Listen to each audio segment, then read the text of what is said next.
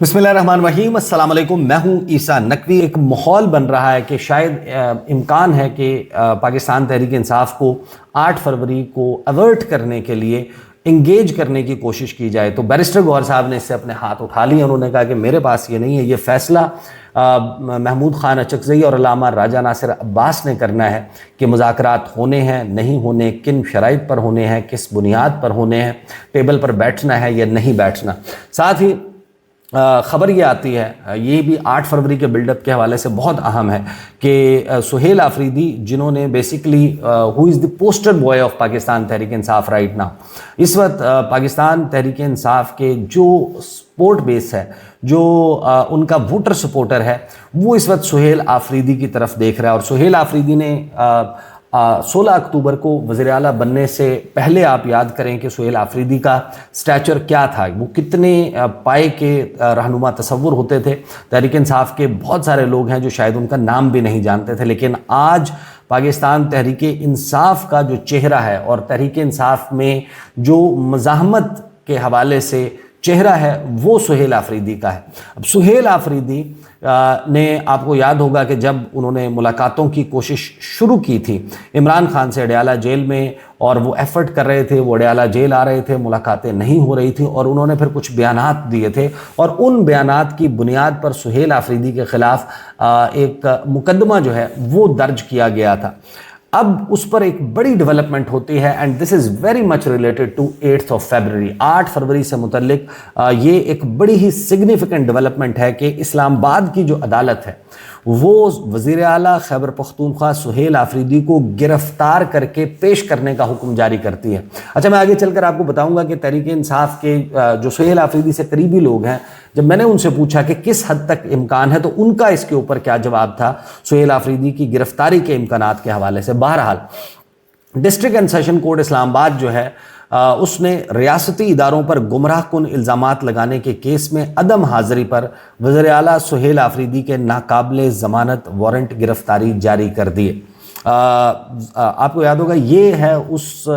बयान से मुतल्लिक जो अडयाला जेल के बाहर मस्जिदों के हवाले से, कि मस्जिदों में जो है वो कुत्ते बांधे जाते हैं, ये वाला जो बयान है, इसके बाद ये मुकदमा जो है वो दर्ज हुआ था। अदालत ने वज़ीर आला खैबर पख्तूनख्वा सुहेल आफरीदी को गिरफ्तार करके पेश करने का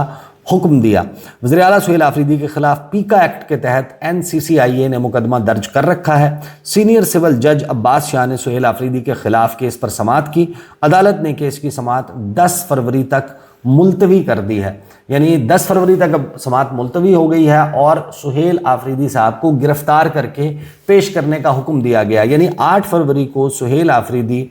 को मुमकिना तौर पर अगर वो लीड करते हैं, ऐसी सूरत हाल बनती है, तो उनको इस वारंट की बुनियाद के ऊपर गिरफ्तार भी किया जा सकता है कि हमने 10 फरवरी को सुहेल आफरीदी को अदालत पेश करना है, ये अदालत का हुक्मनामा है, लिहाजा हम सुहेल आफरीदी साहब को गिरफ्तार कर रहे हैं ताकि उनको अदालत पेश किया जा सके। तो ये एक प्रोबेबिलिटी या एक पॉसिबिलिटी जो है सुहेल आफरीदी की गिरफ्तारी की बनती हुई नज़र आती है। लेकिन हैरानकुन तौर पर सुहेल आफरीदी जो इस वक्त बिल्कुल जब से वो वज़ीर आला बने हैं, हर गुज़रते दिन के साथ उनकी जो गुफ्तगू है वो सख्त से सख्त होती जा रही है। यानी हर वो एफ़र्ट जिसमें सुहेल आफरीदी को हटाए जाने के हवाले से, सुहेल आफरीदी को गिरफ़्तार करने के हवाले से जब जब ख़बरें आती हैं, तो वो भी जवाबी तौर पर अपने बयानात को मज़ीद सख्त करते जाते हैं। यानी यहाँ से ये ख़बर आती है, और साथ ही सुहेल आफरीदी जो हैं वो गुफ्तगू करते हैं मीडिया के साथ, और वो कहते हैं कि 2018 से 2022 तक पूरे सूबे में, यानी खैबर पख्तूनख्वा में अमन था। रिजीम चेंज के बाद हालात ख़राब किए गए। वज़ीर आला खैबर पख्तूनख्वा सुहेल आफरीदी ने कहा है कि 2018 से 2022 तक पूरे सूबे में अमन था, रिजीम चेंज के बाद हालात ख़राब किए गए। हरीपुर में मीडिया से गुफ्तगू करते हुए सुहेल आफरीदी का कहना था कि तीराह में बर्फ़बारी में लोग दर बदर होने पर मजबूर हैं। तमाम जमातों और स्टेक होल्डर्स का यही मौक़िफ़ है कि ऑपरेशन किसी मसले का हल नहीं,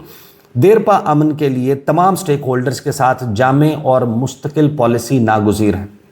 उन्होंने कहा कि 2018 से 2022 तक पूरे सूबे में अमन था, लेकिन रजीम चेंज के बाद حالات خراب کیے گئے۔ سہیل آفریدی کا کہنا تھا کہ تمام مسائل کی بنیادی وجہ بند کمروں کے فیصلے ہیں۔ آج ہم جن حالات سے گزر رہے ہیں یہ بنائے گئے ہیں، یہ ایک مائنڈ سیٹ ہے جو نہیں چاہتا کہ ہم تعلیم حاصل کریں۔ انہوں نے کہا کہ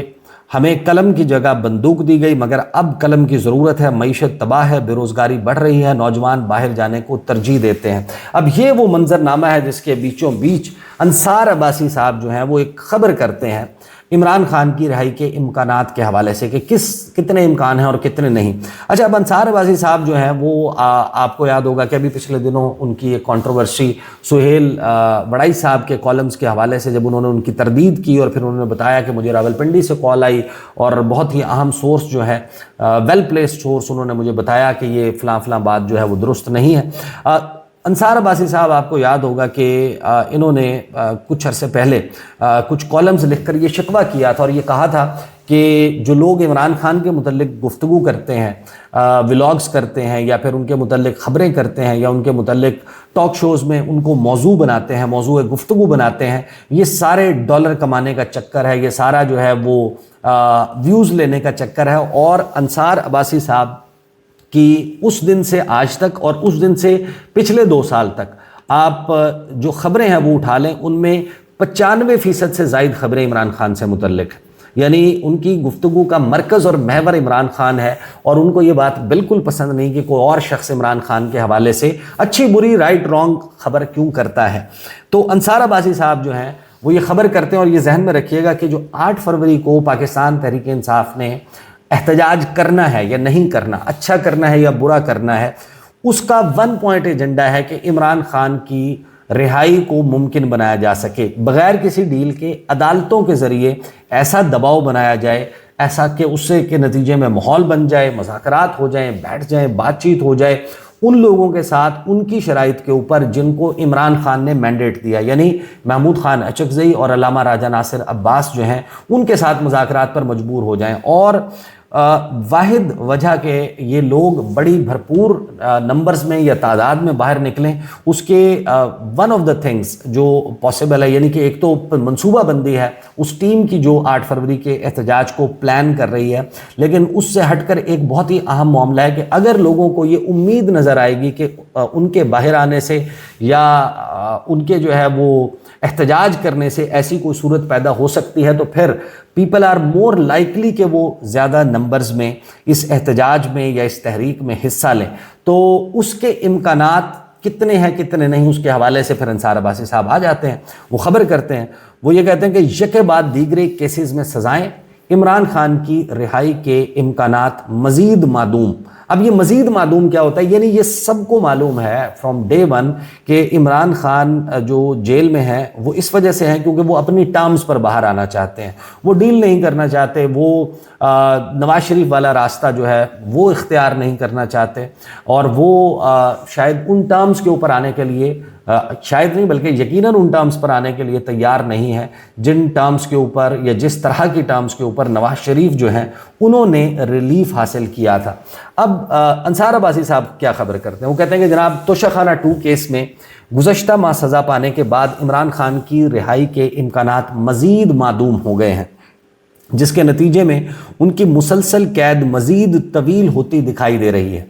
دی نیوز میں اکتوبر 2025 میں شائع ہونے والی ایک رپورٹ میں سابق وزیراعظم کو درپیش قانونی مشکلات اور طویل عدالتی ٹائم لائن کی نشاندہی کی گئی تھی۔ تاہم دسمبر 2025 میں توشہ خانہ 2 کیس کے فیصلے کے بعد صورتحال مزید سنگین ہو گئی ہے، جس میں عمران خان اور ان کی اہلیہ بشرا بی بی کو 17 سال قید کی سزا سنائی گئی۔ اس وقت دونوں متعدد سزاؤں کے تحت جیل میں ہیں اور اعلیٰ عدلیہ کی جانب سے کسی فوری ریلیف کے آثار نظر نہیں آ رہے۔ ماہرین قانون کا کہنا ہے کہ اب اپیل کا مرحلہ خود ایک بڑی رکاوٹ بن چکا ہے۔ القادر ٹرسٹ کیس میں عمران خان اور بشرا بی بی کو سنائی گئی 14 سال قید کی سزا کے خلاف اپیل جنوری 2025 میں دائر کی گئی تھی، تاہم 1 سال گزرنے کے باوجود اسلام آباد ہائی کورٹ میں یہ اپیل سماعت کے لیے مقرر نہیں ہو سکی۔ اسلام آباد ہائی کورٹ کی فکسیشن پالیسی کے مطابق فوجداری نوعیت کی اپیلیں سختی سے سینیورٹی کی بنیاد پر سماعت کے لیے مقرر کی جاتی ہیں۔ اس نظام کے تحت پرانے مقدمات بالخصوص ایسے کیسز کو ترجیح دی جاتی ہے جو سزائے موت یا عمر قید سے جڑے ہوں۔ نتیجتاً عمران خان کی اپیل سے کہیں پہلے دائر کی گئی درجنوں فوجداری اپیلیں پہلے ہی سماعت کی منتظر ہیں، جس کے باعث معمول کے عدالتی طریقہ کار کے تحت یہ امکان کم ہی دکھائی دیتا ہے کہ عمران خان کی اپیل جلد سماعت کے لیے مقرر ہوگی، ماں سوائے اس کے کہ عدالت خود ان کی اپیل ترجیحی بنیادوں پر سماعت کے لیے منظور کرے۔ پارٹی کے اندرونی ذرائع نجی طور پر تسلیم کرتے ہیں کہ اگر ایسی ترجیحی فکسیشن نہ دی گئی تو القادر ٹرسٹ کیس کی اپیل کی باقاعدہ سماعت کے لیے مقرر ہونے میں مزید کئی ماہ لگ سکتے ہیں۔ دسمبر 2025 میں توشہ خانہ 2 کیس میں سنائی جانے والی سزا کے بعد صورتحال مزید بگڑ گئی ہے۔ پھر آگے وہ اس کی مزید جو ہے وہ تفصیلات لکھتے ہیں۔ اب ظاہر ہے کہ یہ تو سب کو معلوم ہے کہ جو یہ اپیلیں کیسے لگیں گی، یہ رولز تبدیل ہونا، اسلام آباد ہائی کورٹ میں مقدمات کیسے لگیں گے، وہ رولز تبدیل ہونا، عدالت میں کون جج جو ہے وہ چیف جسٹس بنے گا نہیں بنے گا، اس کے لیے آئینی ترمیم، جو الیکشن کے نتائج ہیں ان کے حوالے سے انتخابی عذرداریاں سننے کے لیے جو ٹریبونلز قائم ہوتے ہیں ان کے قوانین، یہ سب کے سب تبدیل کیے گئے تحریک انصاف اور عمران خان کو قابو کرنے کے لیے۔ اب ظاہر ہے کہ یہ تمام رولز جب بنائے ہی تحریک انصاف یا عمران خان کے حوالے سے گئے ہیں تو ان کا استعمال بھی ہوگا۔ یہ تو کامن سینس کی بات ہے کہ پاکستان تحریک انصاف یا عمران خان کو ریلیف ملنے کا فی الوقت جو ہے وہ کوئی امکان نظر نہیں آتا، لیکن اگر صورتحال ایسی بنتی ہے کہ جس میں احتجاج کا دائرہ بہت بڑھ جاتا ہے، وسیع ہو جاتا ہے اور صورتحال بگڑتی ہے، تو اس صورت میں پھر یہ ریورس گیئر جس طریقے سے لگتا ہے پاکستان کی تاریخ میں ہم نے بہت مرتبہ دیکھا ہے کہ جس طرح ایک ہاؤس آف کارڈز ڈھہ جاتا ہے، ایک ڈومینوز ایفیکٹ کریٹ ہوتا ہے، اس امکان کو بھی رد نہیں کیا جا سکتا۔ اب آ جاتے ہیں کہ اس تمام صورتحال میں یہ جو خطرناک بلڈ اپ بن رہا ہے، اس میں پاکستان تحریک انصاف میں جو 3 اہم ترین شخصیات ہیں ان کے قریبی لوگ جو ہیں وہ کیا بتا رہے ہیں؟ وہ یہ بتا رہے ہیں کہ 8 فروری کے بعد کی پلاننگ جو ہے وہ بھی شروع کر دی گئی ہے۔ وہ یہ کہتے ہیں کہ جب سے عمران خان گرفتار ہوئے ہیں 2 مرتبہ سیریس اٹیمپٹس ہوئی ہیں عمران خان کو رہا کروانے کے حوالے سے۔ 1 اکتوبر 2024 میں تھی جب پاکستان میں SCO جو ہے اس کا اجلاس شنگھائی تعاون تنظیم کا ہونے جا رہا تھا 15 اکتوبر کو، تو 4 اکتوبر کے اراؤنڈ جو ایفرٹ تھا وہ ایک سیریس ایفرٹ تھا، اور جس وقت علی امین گنڈا پور آپ کو یاد ہے کہ فریش ہونے کے لیے چائنا چوک بلو ایریا سے پختونخوا ہاؤس چلے گئے تھے اور پھر وہاں پر ریڈ ہوا تھا اور پھر وہ 11 اضلاع پھلانگتے ہوئے اچانک سے پشاور میں اسمبلی میں نمودار ہوئے تھے۔ ایک وہ ایفرٹ تھا اور دوسرا تھا نومبر 2024 میں، اور دونوں مرتبہ ان احتجاج کی تحریک کو یہ